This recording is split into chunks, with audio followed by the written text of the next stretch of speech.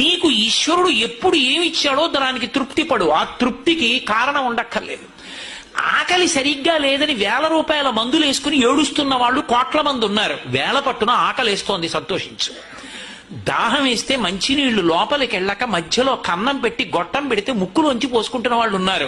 గుటుక్కు నీళ్లు తాగితే లోపలికి ఎడుతున్నాయి, సంతోషించు. రాత్రి తిని పడుకుంటే పొద్దుడికి కడుపులో పోట్లు వచ్చి జీర్ణం అవ్వక ఏడుస్తున్న వాళ్ళు 1,00,000 మంది ఉన్నారు. తిన్నది గుండ్రాయి అయినా సరే తెల్లారేటప్పటికి జీర్ణం అయిపోతోంది, సంతోషించు. పడుకుంటే నిద్ర పట్టక చారుడు మాత్రలు వేసుకో పడుకుంటున్న వాళ్ళు ఉన్నారు. తలగడా మీద చెయ్యెట్టుకుని ఇలా పడుకుంటే నిద్ర పడుతోంది.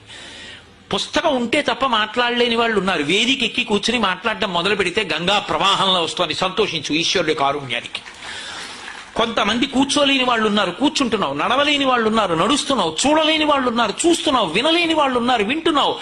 ఈశ్వరుడు నీకు ఇచ్చిన దానికి ప్రతి క్షణం తృప్తితో ఓలలాడిపోవాలి. ఎన్ని మాటలు కృతజ్ఞత చెప్తావు.